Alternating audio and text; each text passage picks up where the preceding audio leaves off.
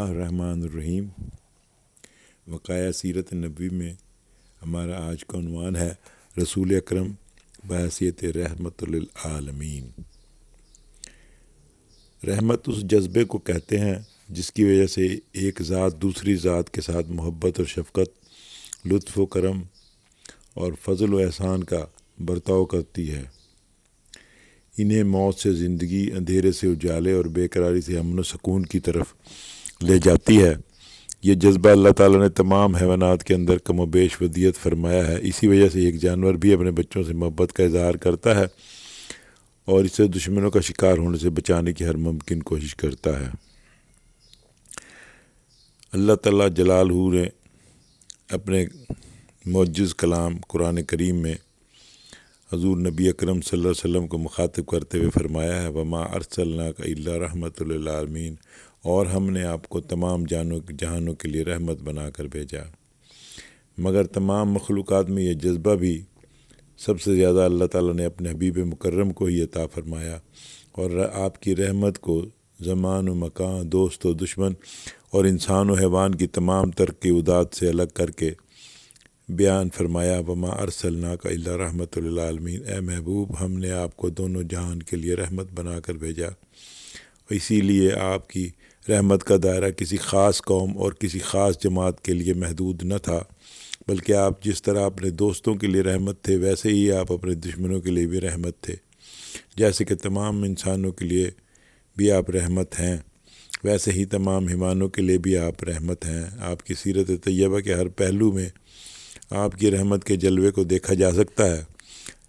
یہاں بطور اختصار چند ایک جھلکیاں پیش کی جاتی ہیں جو ایک سعادت عظمیٰ ہے۔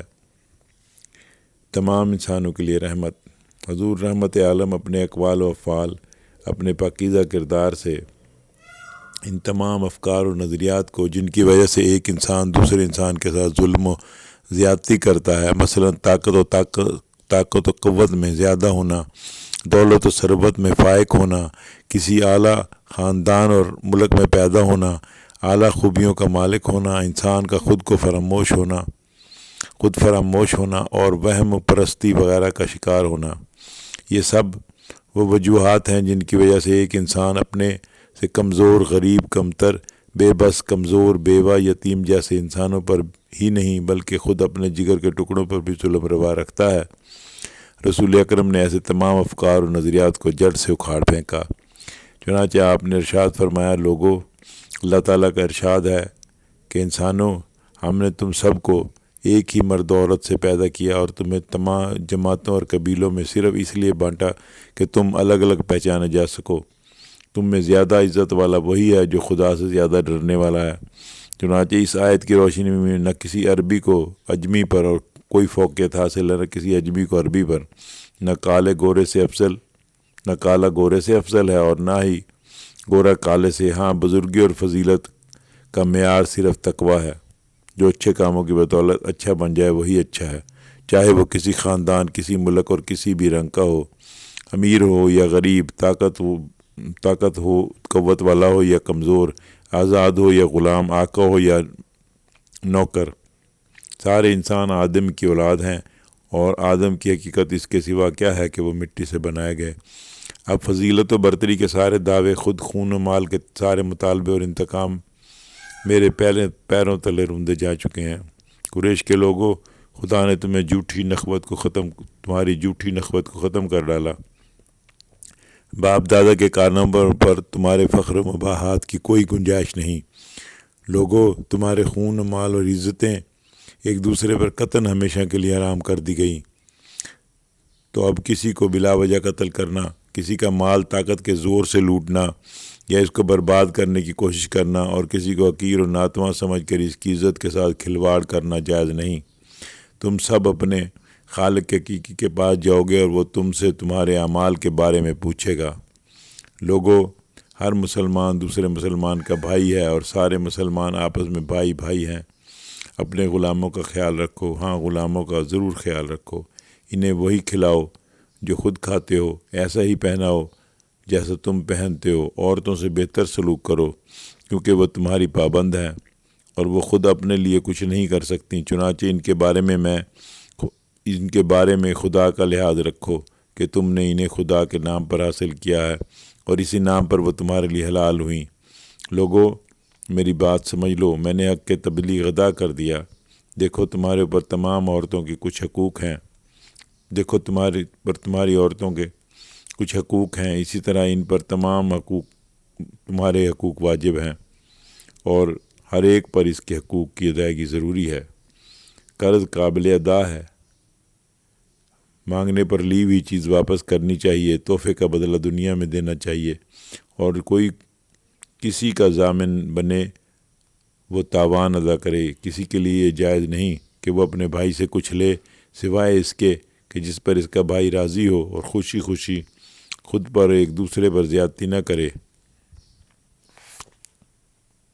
باری تعالیٰ جل شانہ نے محبت قرآن جناب محمد رسول اللہ صلی اللہ علیہ وسلم کی رسالت اور بعثت کو جہانوں کے لیے رحمت ہونے کے ساتھ محصور فرما دیا کہ آپ سراپائے رحمت ہیں اور اس کے علاوہ نہیں، اور اس رحمت سے تمام عالمین میں سے کسی کا استثناء بھی نہیں۔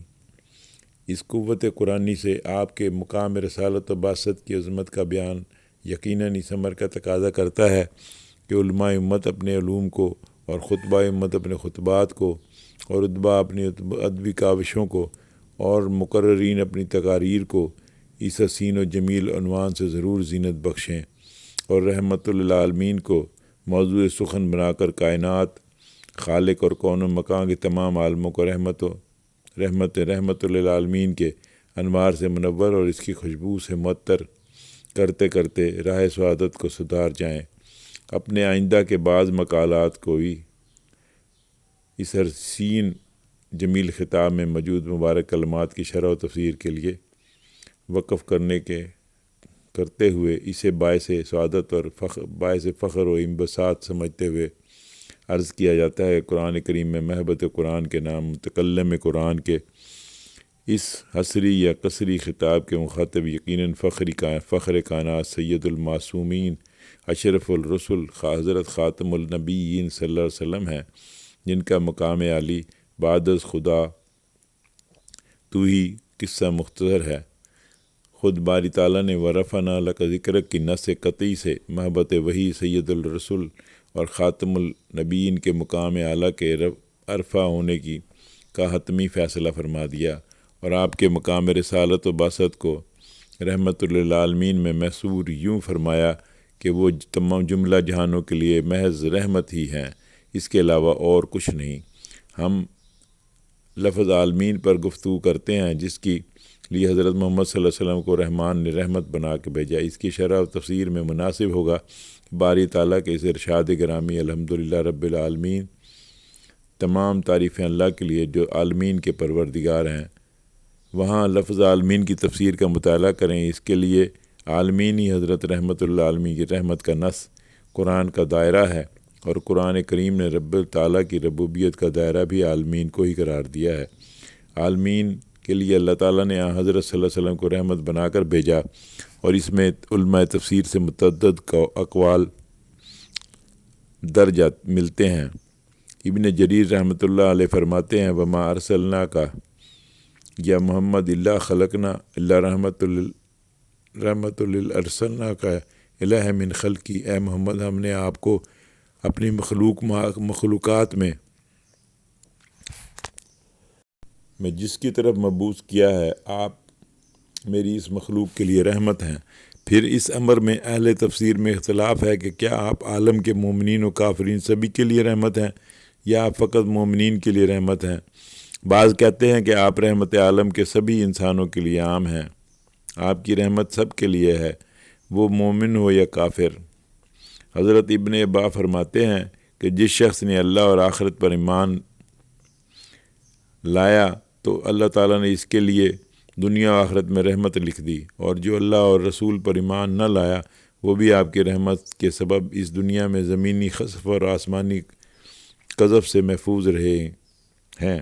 مذکورہ نص قرآنی کا بیان اس امر کا متقاضی ہے کہ اللہ تعالیٰ نے حضرت صلی اللہ علیہ وسلم کو عالمین کے لیے رحمت بنا کر مبعوث فرمایا، تو اس میں اہل ایمان کی تخصیص نہیں بلکہ آپ کی رحمت سے عالمین کے سبھی مومن و کافر فیض یاب ہو رہے ہیں۔ رہے اہل ایمان تو ان کے لیے رحمت یہ ہے کہ وہ آپ کی وجہ سے دولت ایمان اور ہدایات سے مال و مال اور عمل صالح سے حسین و